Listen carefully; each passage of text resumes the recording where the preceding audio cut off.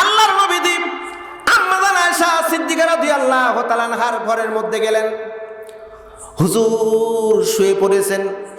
আম্মা জানের উরুর উপরে বিশ্ব নবীজির মাথা মোবারক, মাথা ম্যাসেজ করেন, একটু সেবা যত্ন করতেছেন। লক্ষ্য করে দেখেন বিশ্ব নবীজির দাড়ি মোবারক পেকে গেছে, দাড়ি মোবারক পাকছে। 19টা দাড়ি, রাসূলুল্লাহর মাত্র 19টা দাড়ি পেকেছিল। সুবহানাল্লাহ, একটু বলবেন না? 19টা দাড়ি পেকে গেছে। এই দাড়ি, পাকা দাড়ি দেখে আম্মা জান কেঁদে ফেলতেন, চোখের পানি বিশ্বনবীজির গান মোবারকের উপর পড়ছে। রাসূল বলতেছেন, ওগো হুমায়রা, তুমি কাঁদো কেন? তোমার কি মনে কোনো কষ্ট আছে, কোনো বেদনা আছে নাকি? আম্মা জান বললেন, ইয়া রাসূলুল্লাহকে না, আমি একটা বিষয় জানতে চাই। নবী গো, আপনি ইন্তেকাল যদি করেন তাহলে আপনার কবর হবে কোথায়? আপনার রওজা হবে কোথায়? আপনি কোথায় ঘুমাবেন? প্রশ্ন করেছে মারাত্মক। রাসূল বলেছিলেন, তুমি বলো আমার কবর কোথায় হবে? আম্মা জান বললেন, আমার জানা মতে আপনি ইন্তেকাল করলে সম্ভবত আপনার বড় স্ত্রী খাদিজাতুল কুবরা রাদিয়াল্লাহু তাআলা আনহার পাশে আপনি ঘুমাবেন। রাসূল বলেন, বিবি এই কথা বলার কারণ কি? আম্মা জান বলেন, আমি যতটুকু জানি খাদিজাতুল কুবরা রাদিয়াল্লাহু তাআলা আনহা ইন্তেকালের পর আপনি তাকে ভুলতে পারেন নাই। আমি যখনই লক্ষ্য করে দেখেছি গভীর রাত, আমি ঘুমায়ে পড়েছি, আপনি বসে বসে নামাজ পড়েছেন, সেজদায় গেছেন লম্বা সময়, সেজদা থেকে উঠে আপনি কাঁদতেন। আপনার কান্নার শব্দ শুনে আমার ঘুম ভেঙে যেত।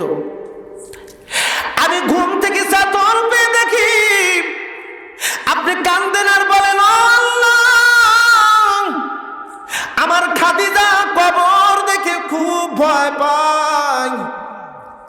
আমার খাদিজার কবর তুমি জান্নাতের টুকরায় পরিণত করে দিও।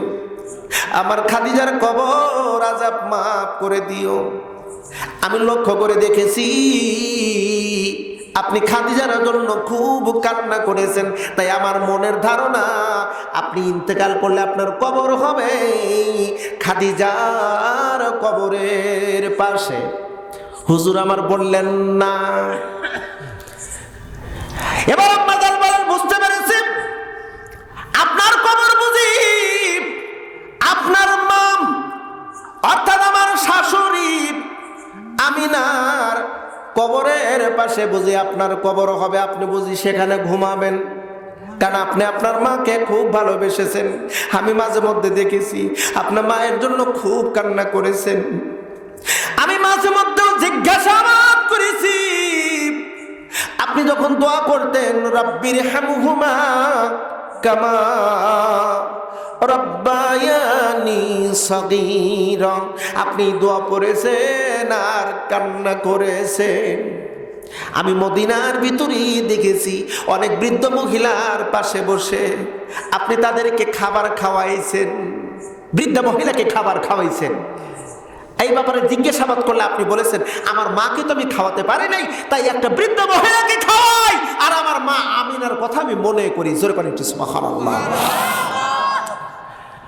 আমার ধারণা আপনি বুঝে আমিনার পাশে আপনি ঘুমাবেন। রাসূল বললেন না।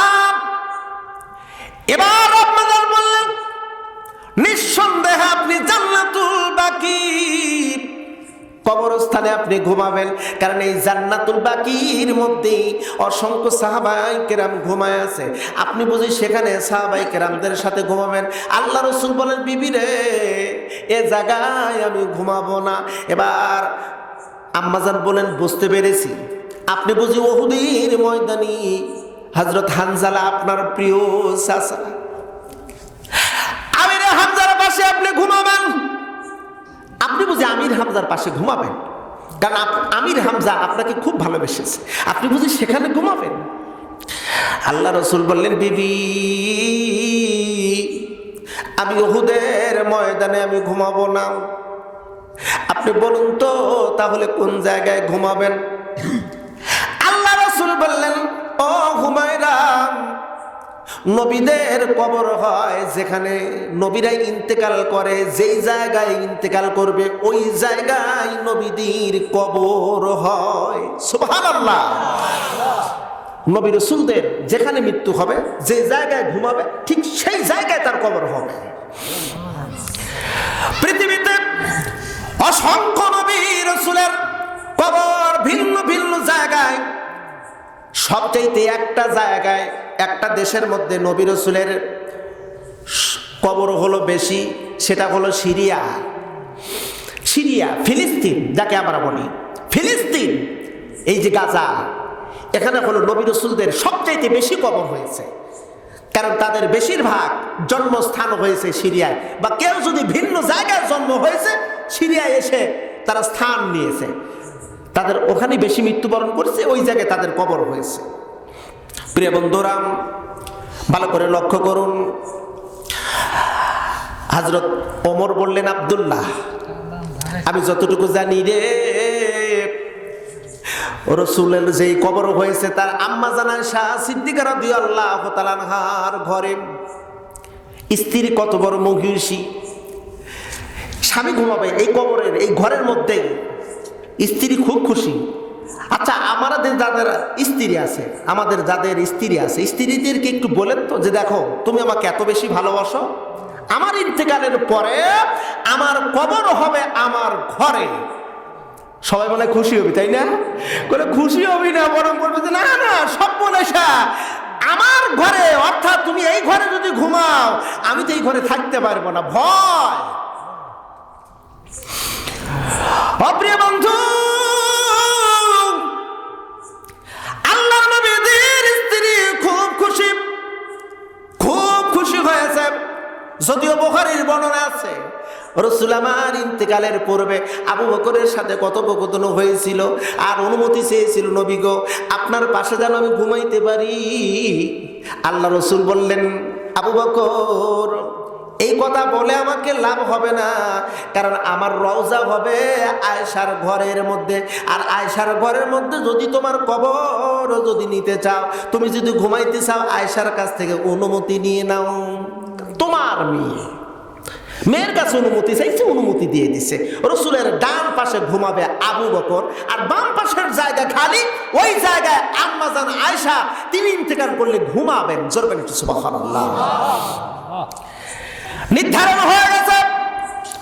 ওমর মৃত্যুর সন্নিকটে একেবারে আব্দুল্লাহকে ডেকে বলে, বেটা আব্দুল্লাহ, আমার একটা ওসিয়ত, যাও যাও আম্মা জান আয়েশা সিদ্দিকা রাদিয়াল্লাহু তাআলা আনহার কাছে যাও, গিয়ে তাকে সালাম দাও, আর আমার অবস্থানটা খুলে বলো, আমি হয়তোবা ইন্তেকাল করব। বেটা রে, রাসূলের পাশে আবু বকর ঘুমাইছে, বাম পাশের জায়গা এখনো খালি আছে। আমি যতটুকু জানি এই জায়গায় হযরত আম্মা জান ইন্তেকাল করলে সেখানে ঘুমাইবে।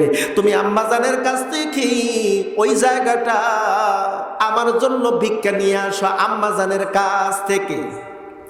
আব্দুল্লাহ চলে আসলো, আম্মা জান আয়েশা সিদ্দিকা রাদিয়াল্লাহু তাআলা আনহার ঘরের কাছে সালাম দিয়ে বললেন, আমার আব্বার এমন অবস্থা। আয়েশা বলেন, আমি জানি।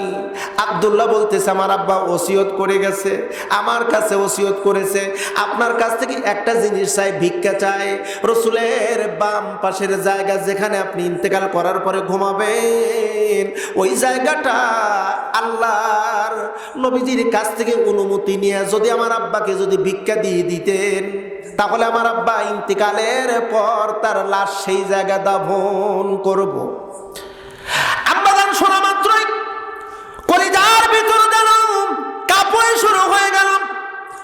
আবার আব্দুল্লাহ, আমার স্বামীকে আমি খুব ভালোবেসেছি, আমাকেও খুব ভালোবেসেছে, আমার শেষ ইচ্ছা ছিল তার পাশে আমি ঘুমাবো।